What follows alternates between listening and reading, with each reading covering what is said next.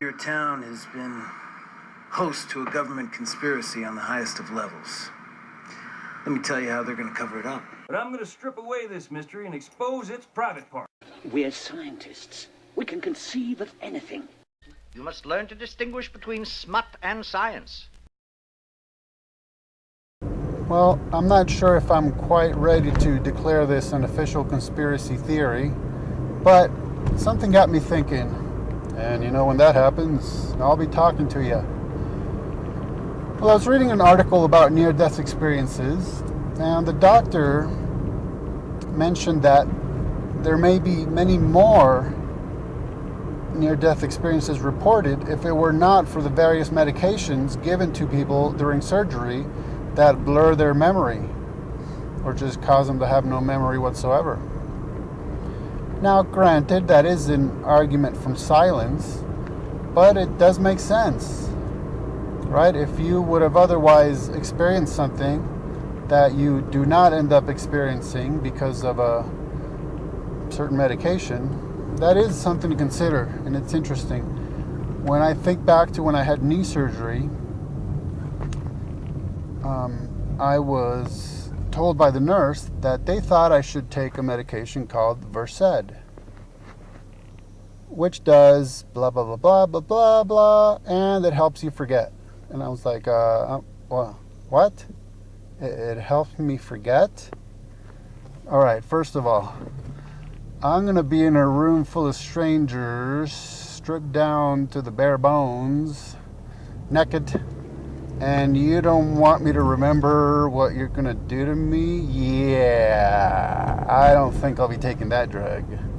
But okay, they explained, well, it's usually given to people to help them deal with the anxiety of surgery and this and that and the other. And I mean, you know, that's understandable because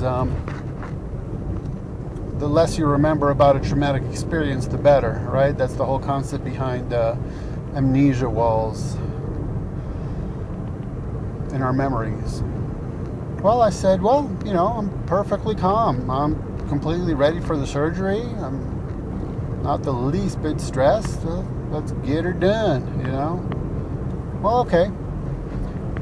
But once they actually had me laying down on the table, and by the way, I was actually, they made me actually get naked, and and I'm thinking, well, my knee is way down there, isn't it? Why do I need to be, you know, exposed for the world to see? And then there was this metal device that kept your legs spread apart. And let me tell you, that thing was cold. But sorry. Yeah, as I'm laying there, literally waiting to be knocked out for the surgery, they recommended it to me 2 more times. That's 3 altogether. I mean, for whatever reason, they really wanted me to take this drug. And I'm only thankful that they didn't just do it. You know, they actually had to get my consent, which is interesting in and of itself. But yeah, at one point, it was actually emphasized, we really think you should take this now. And I was like, no. And that shows you something as a side note. You are ultimately in charge of your health care, okay? I didn't want to take this drug, and they wanted me to 3 times. One of those times when I'm laying there ready to get knocked out and operated on. I mean, they're waiting till the last possible second. Come on, take it. And, well, you know, I said no, and it was no, and they weren't going to change my mind. Besides, why do I want to take a drug that's going to help me forget? Because, you know, as it is, I already have enough problems with, you know, the thing with what was I just talking about? Just kidding. Yeah, so and so when I read the article, it made me realize, wow, you know, if I wanted to cook up a conspiracy theory, I would say that medications that blur or block people's memories are being given to them perhaps at times to hide nefarious things that the hospital staff is doing to them. I mean, you know, who knows what they're doing when they're manipulating your body around. But part of it may be that they don't want you to have memories of otherworldly experiences, shall we say. And as a side note, isn't it interesting that, I mean, we've all heard these insane pharmaceutical commercials where if you were to mute the TV, it just looks like a short video clip about, a person walking a puppy or frolicking around in the grass with flowers or canoeing with your family. But then you turn on the sound and it's like, yep, this medication's gonna make you bleed out of the eyeballs. You'll become psychotically suicidal. Yeah, you'll want to punch a puppy, actually. I mean, these horrendously terrible things that would make you 500 times worse than you were when you just wanted the medication because, you know, you got arthritis or whatever. I mean, who knows? But isn't that interesting? It's almost like, again, part of the catch-22. Hey, you know, this medication might help, but you have all these horrendously bad side effects. And it makes you wonder also, why would the government, why would they, whoever they are, make it a law that these qualifying terms, that these statements had to be made within the commercials, right? Why not just say, hey, this drug is supposed to help you with this, and go buy it? No, why? Well, it seems like it's part of consent. Again, it's part of consenting to the ramifications.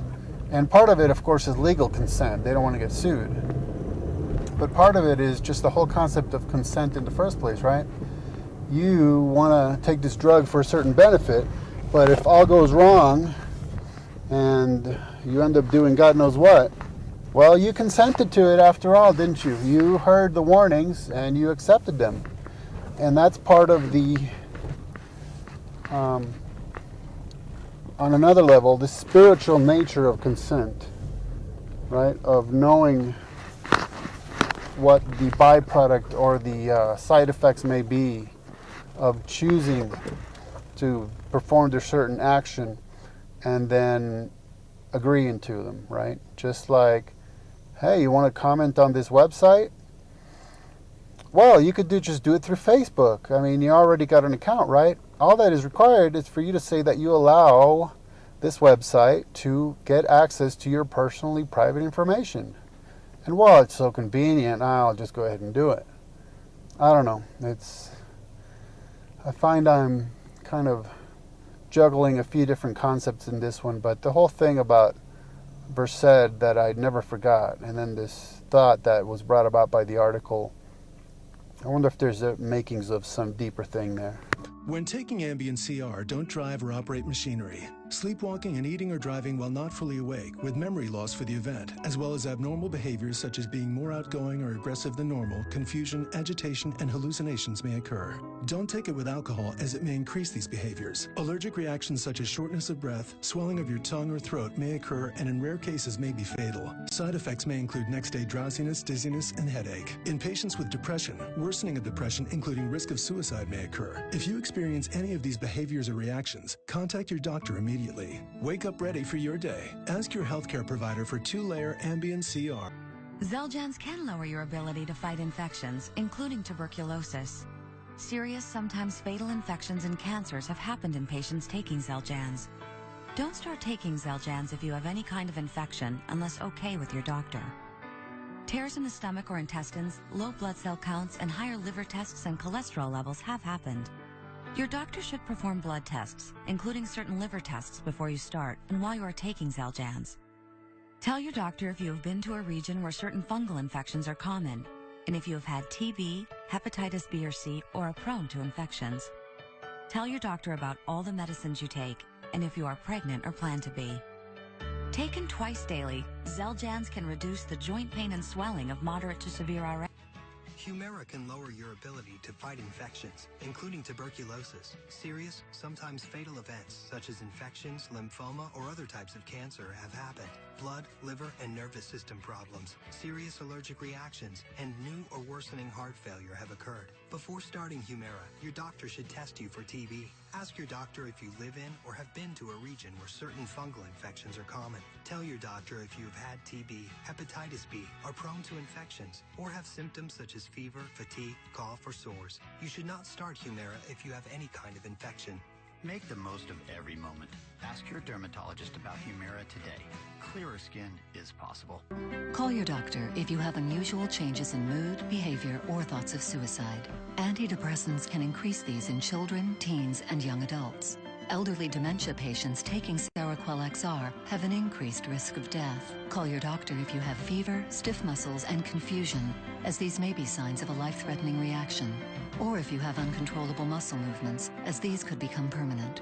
High blood sugar has been reported with Seroquel XR and medicines like it, and in extreme cases can lead to coma or death. Your doctor should check for cataracts.